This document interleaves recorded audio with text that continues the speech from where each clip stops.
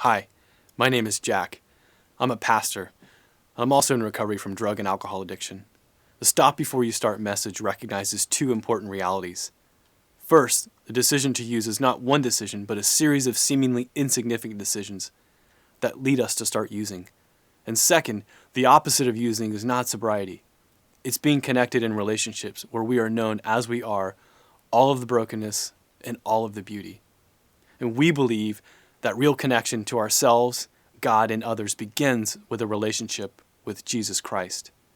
What you're about to see are powerful stories of God's rescue and redemption, told by brave men and women who come from a variety of backgrounds.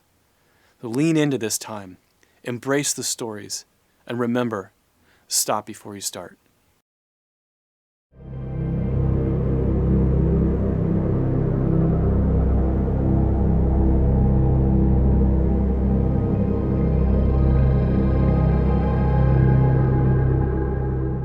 I started using drugs and alcohol at 14. My first drink was 9. I started smoking at 11. When I first started using, I was about 14 years old. I was 14 when I started using drugs and alcohol. I was 13. I smoked marijuana for my first time when I was 12 years old. I started experimenting with drugs and alcohol at age 14.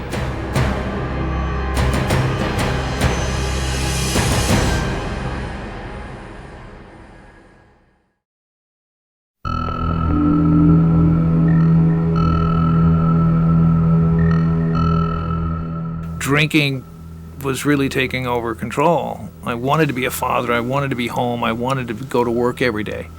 Those were my intentions. And I'd gotten to the place where the intentions didn't matter. It was completely unpredictable if I was going to be on an upper and happy and steal something from you eventually, or a downer, throwing up all over your house and, getting in trouble, getting drunk in public. No one knew. It was completely unpredictable hanging out with me. So I lost all my friends. I did horrible, horrible things to them.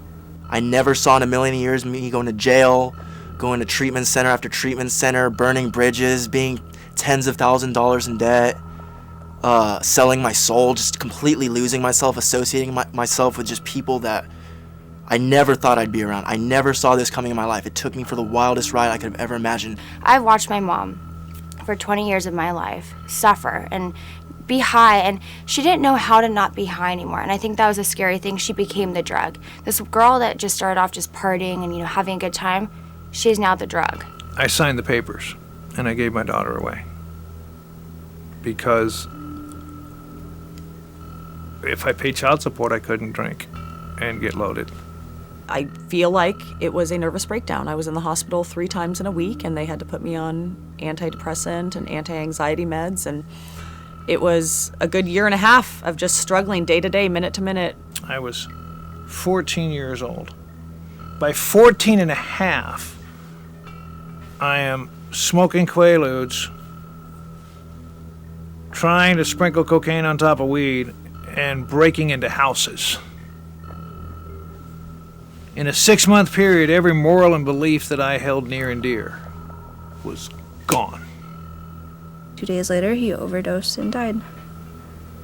And everyone blamed me because I was the one who gave him heroin his first time.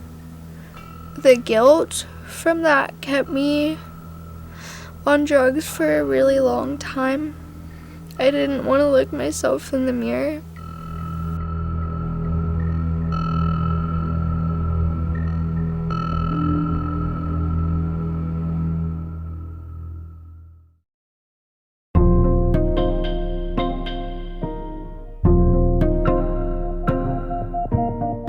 I come from an upper middle class family. I went to good schools. I had everything I needed. I was the kid at school that got teased a lot, that had used clothes and old shoes. Our stepmother was very verbally, emotionally abusive to us. She was physically abusive to her own child, and my father was not around. I grew up, good parents, nice house, had lots of money. So for me, I always felt that I wasn't priority, and I didn't feel as if I belonged. I didn't feel the love. I felt that if I had your parents or your house, or I lived somewhere else, or if I wasn't at this school, that I'd be different, I'd be okay. So I did everything I could to escape to those places. I've never met my dad. My mom's a blackout drinker. My mom got pregnant in a blackout. I didn't really find my place, and I felt very a low sense of self-esteem, and I was trying to figure out where my place was in high school. We moved around a lot, and I was always the new kid. I went to 5 elementary schools, 5 high schools, and I always felt like I was trying to fit in or be a part of, and I always just felt different, uncomfortable in my own skin. I started hanging out with the cool kids and trying to be like them, and what they did was drink, and they partied, and they had sex, and we were in middle school, and I wanted to conform, basically, to be like those people were. Going into middle school, I began to sense that I was maybe a little different or didn't quite fit in. Became very sensitive. When the opportunity presented itself to fit in, it was in the form of alcohol. I started always looking at the older kids and the older people in my family, and they were drinking and seemed to be having a good time with life, and I wasn't. The peer pressure today is much more dangerous. I say that when I was a kid 40 years ago, the peer pressure might have been to drink beer. Today, the peer pressure is to try methamphetamine or heroin, to snort it or smoke it. I think we cannot underestimate the power of peer pressure. Young people have time on their hands. I think boredom is something that leads to party-type environment.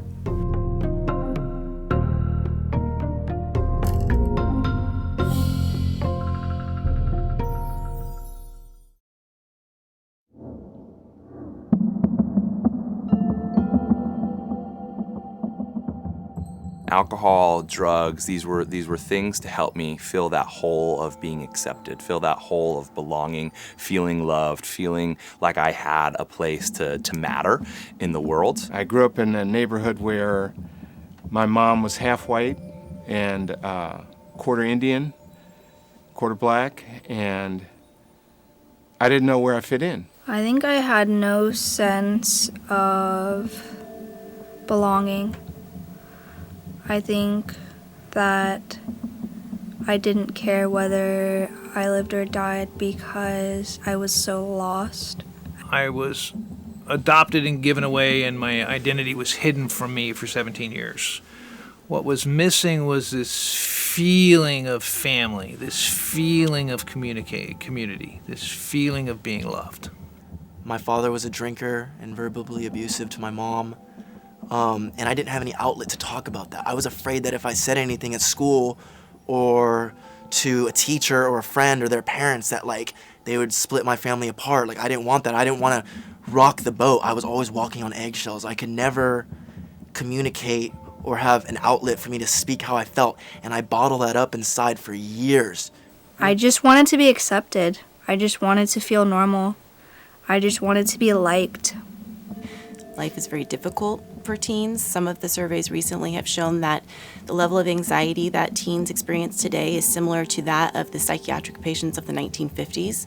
So teenagers are experiencing a lot of distress. School's difficult. There's a lot of testing. There's cyberbullying. There's a lot of things that make life more difficult for them now than maybe it was in the past. So they're self-medicating to feel less distress or emotional discomfort.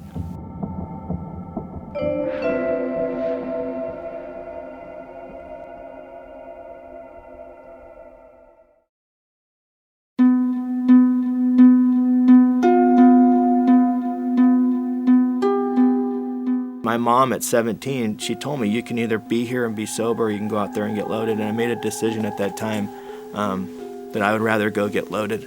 And I left my house at 17, and I would be homeless from the age of 17 till I got sober at 27 years old. Started with just marijuana and alcohol like most other people, and slowly but surely I graduated to harder drugs, one stepping stone to the other. When I started, it was I'm just experimenting, I'm just having fun, we'll see how this feels, I'm very curious, but I mean, after one time, was done for. It had me.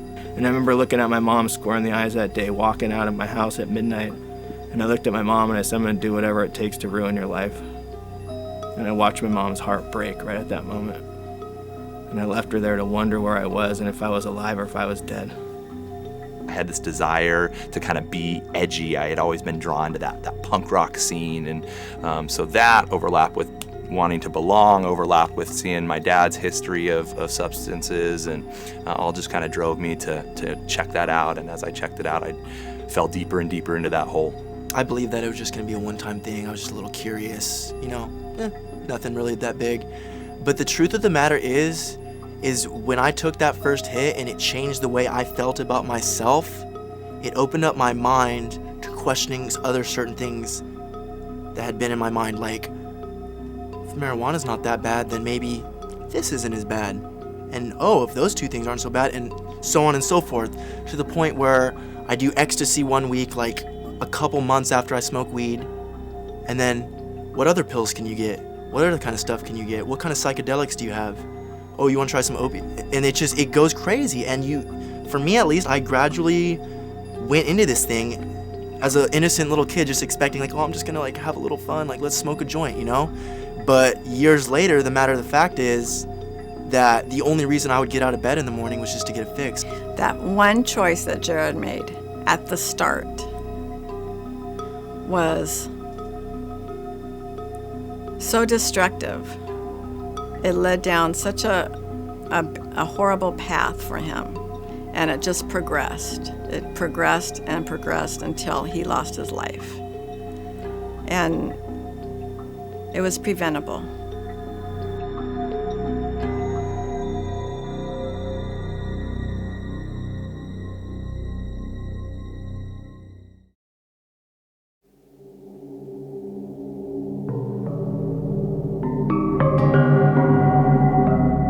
Think that you're going to be able to handle it because the initial high, the initial experience is innocent, it's fun, it's gradual, but I guarantee you will see it will escalate to something that you never saw possible. Definitely when I started using, like I said, I thought nothing bad would happen to me and that I could just pick it up and put it down and that would just kind of be a once in every while thing. And I think what it started out was recreational using. And then that turned into me completely getting dependent on drugs to survive, to live, to get up in the morning. It's not just pick it up once and you're over it type of thing. The drug starts to control you, your body, your thinking. It consumes you, all of you. And I chased that first night, that one night of one drink of feeling okay. I chased it for 15 years, and it never reappeared. No matter what I thought that I could, stop whenever I wanted, it's not true. It never was. It's an illusion of the mind. And I took one line, one bump, one drink, and those things just took me to very bad places. If anything, I thought I was invincible when I was younger. I thought I was invincible and that nothing bad could happen to me, that I wouldn't get hooked on drugs, I wouldn't shoot drugs, I wouldn't use needles, I wouldn't smoke cigarettes, I wouldn't do any of those things. And then every single one of those things happened to me successively after I started using. So being sober, sitting in a room sober, knowing the consequences, to think that I can get away with it next time, and next time it's going to be different. Right? My friend OD'd and died. I said, I'm not going to drink or use. That was at 6 o'clock. By 9 o'clock that night, all of a sudden I had a thought that said, it really wasn't that bad. I'm not going to do heroin, but it's okay if I drink. My friend just died, and I have the thought that says that drugs and alcohol aren't going to hurt me. I'm different from my friend James who died. I'm different from my friend Rita who died. I'm different from my friend Danielle who OD'd and died. Right? My case is different. I'm not different. I'm just like James. I'm just like Danielle. I'm just like Rita. I'm just like Kelly who passed away last week.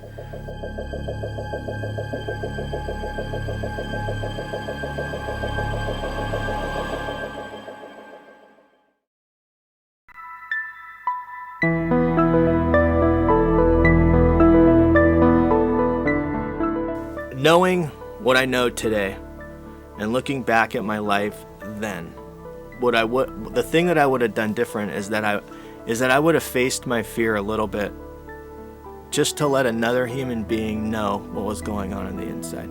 Stop looking at the external on how you measure up your life. Don't be fooled by the illusion that it won't hurt you. You're enough. You don't need people to tell you that you're enough. You don't need acceptance to be okay as Jordan. And I think I would also tell myself, surround yourself with the friends who are going to push you towards the stuff that you're most passionate about. Because I think I had to make so many compromises about the stuff that was most important to me in order to find that belonging that I was looking for, just because they were the first people to offer it to me. And I couldn't go to them and say, I'm feeling insecure and I don't know what to do. I'm afraid.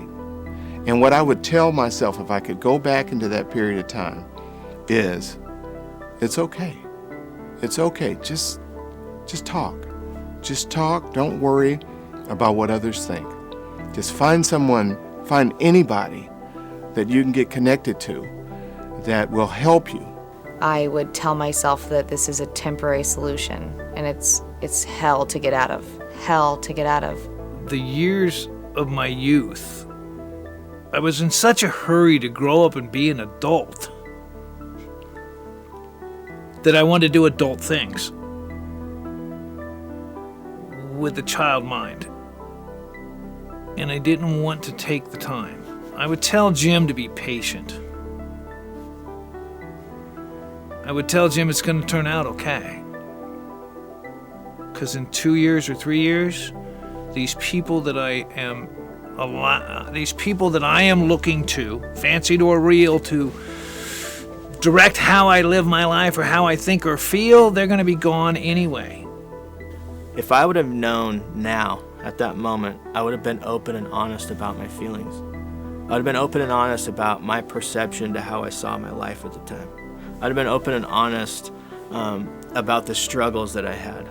I didn't have anyone that I trusted with telling them the information about what had happened to me or about how I was feeling. I think that the solution is being connected. And so if I were to go back, I'd say, be more picky with who you let accept you. Lots of people are going to accept you, but they are going to hold you back from the stuff that you want to really get after in life, the stuff that's most important to you, your convictions, your beliefs, your passions.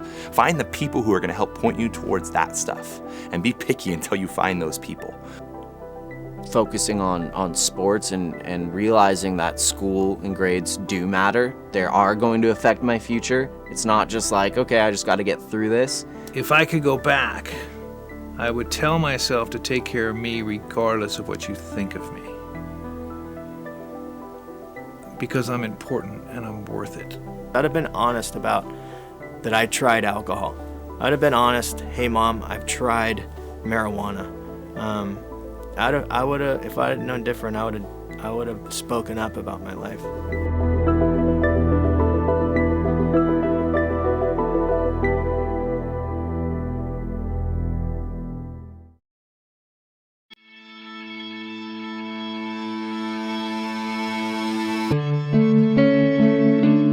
There were times throughout my addiction over the years where I would absolutely hit my knees in prayer and say, God, please deliver me from this. You know, if there's anything that can be done, please help me.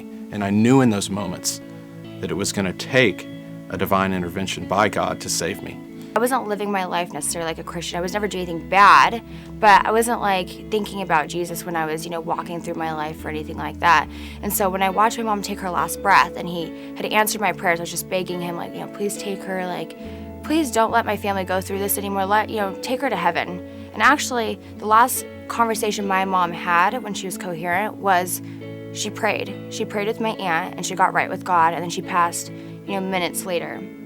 And so for me at that moment, I said, I'd be a complete idiot not to believe in this. Like, how could I not devote my whole entire life to this? He's clearly there. He's answered all my prayers, and even when I didn't think he was listening, he was, saving my prayers for something so much greater. As I was starting to get sober and I was still extremely afraid that I would relapse, I asked God for help. I asked him to remove the compulsion, the addiction, and one day, after I kept praying for it, it was gone. It was gone. There was not that obsession with getting high again. I said, okay, I've got to find my own identity outside of belonging to this friend group that was where I previously found my identity. And so that was kind of where I began to lean more into my faith. And so my identity as son of God, as friend of Jesus, became more of the shaping thing. And that kind of freed me up to, I could still have a relationship with these friends, but I no longer was counting on them to know who I was. And so I didn't have to look to them for acceptance or look to them for belonging. And so I was able to distance myself and still have a relationship with them without hanging on to the same things that I was dependent on before. And I thought that if there was a God, why would he have a life? Why would I have to live this life? And so I quickly equated that there was no God as a little kid, and it just took me down a path because I had no direction, I had no lead to a different life, right? I had shut off, and there was no way. The people from the church would come down on Skid Row, and they'd bring food for me, and they would care for me, and they would love me, and they were good people, right? But they didn't know the belief system that I had created as a little kid. And I would start to cuss at him and tell him, just leave me alone. I don't want your help, But that love that they brought was the love that I felt. And there was a part of me when they came with that love, I knew there was a power. I knew that God was working through them to connect to me. But that belief system was so thick and it was so heavy that I pushed you away. And the truth really was that I was afraid of you. I was afraid of connecting with you because if I connected with you, you were going to hurt me like my mom did, like my dad did, like everyone else in my life. And you were bringing the message of God to me, and I couldn't hear it because of that fear of being hurt as a small child. Today, having a relationship with my children, I have fears about their lives and the choices they make. But I also realize that they have a power greater than them, or a God that's writing their story. My job is just to love them and to let them know that I'm human too.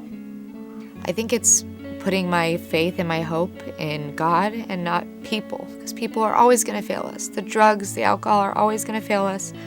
They're never going to be permanent. But I know my belief is that God is, and that He's the only one that can save me. But I have to really believe in myself and put myself in better situations, and know that I can't have just one drink. Even when you don't understand his plan, you just have to know that he does have a plan. You can not understand the plan, but don't question the plan, because there is a plan. So I think it's awesome that, God's always there, and no matter how hard it is with people around us being negative, there is something you can always rely on and you can always fall back on. He's always there. So I think that's so important to know.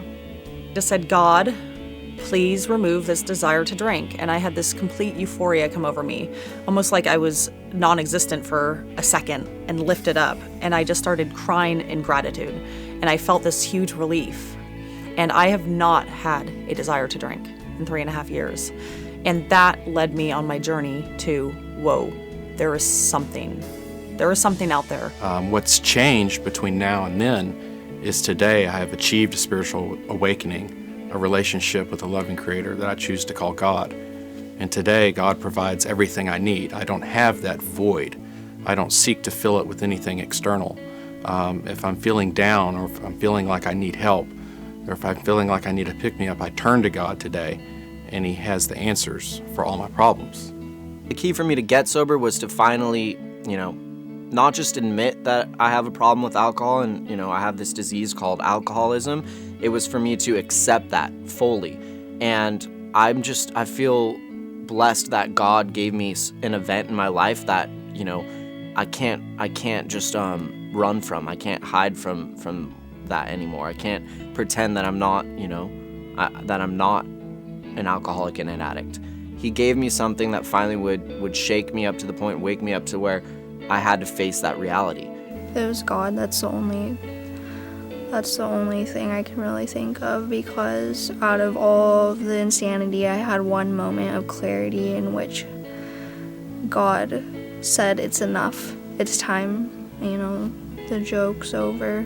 Like, you can't run anymore.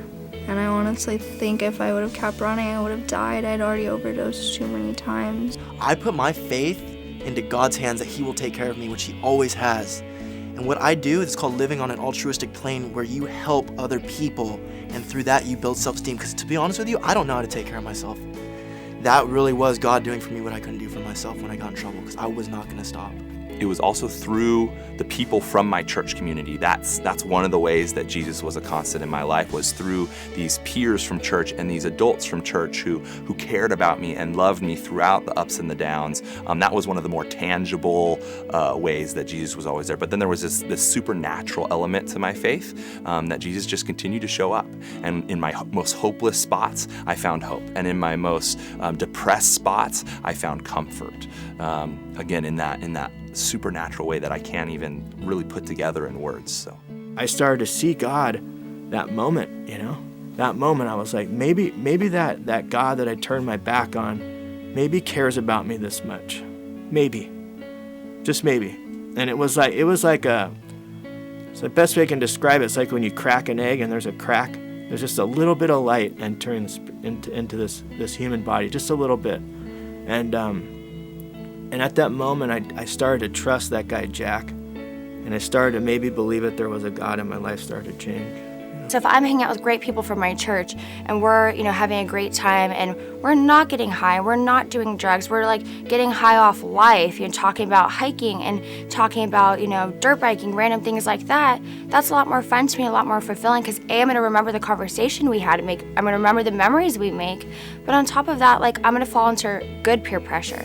I just don't want myself to ever sway under any pressure or insecurity. It's not worth it to me. I think it's important to belong to a church group or some sort of spiritual group, because I take care of kids at Sunday school, and I've been doing that for a couple of years now, and I see those children who come in and it's fun for them, and yes, we talk about God and Jesus Christ a little bit, but it's that group dynamic, and they feel very loved by me, by some of the hired help. I'm just a volunteer there, by each other. And it's just this network of love. Whatever they're going through, there are kids that come in there that are living under a bridge. And I can go and hug them. I mean, their faces are ashen and they won't even crack a smile. And I can just go and hug them and tell them that I love them and God loves them. No matter what, you always have God, no matter what you're going through. I feel like today it's my responsibility, my privilege really, to get to carry the message of a relationship with God in our lives, especially for those that are suffering with addiction, alcoholism. Because it's my fundamental belief that people that are smoking crack cocaine, shooting heroin, snorting meth, are not people that are spiritually fulfilled. I don't see how the two match up at all.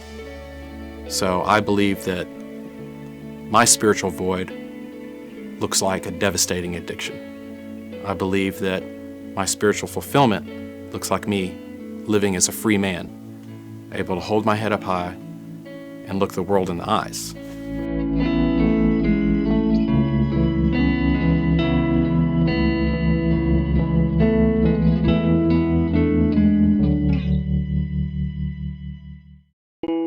My name is Danny Murphy. I am the founder of StopB4UStart, and I really wanted to thank you so much for watching this documentary. You just heard bold stories of people that just expressed what was going on in their personal lives with drugs and alcohol and their relationship with God. This past year, I had a spiritual experience, which I cannot even explain what happened to me. It's just like, sometimes it's hard to believe what happened. I was at a school speaking to the kids, sharing my experience, strength, and hope about recovery, and instantly this magic happened to me. It was like something I couldn't really explain, but it was a warm feeling that came upon me, and in those words that a quiet voice spoke into my heart, and it said, we need to do something about this drug and alcohol epidemic. We need to be able to connect with the kids before they cross that line with drugs and alcohol. And instantly I came home that night, got with a group of friends, and we were talking about this idea that I had, and we came up with StopB4UStart. And we all agreed that we want to be able to give back to the community. We turned into a nonprofit.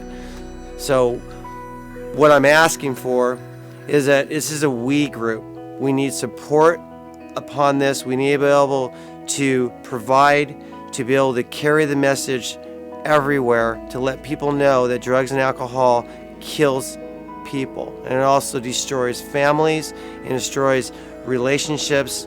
We want to thank you for helping us spread this message and this movement to help kids stop before they start.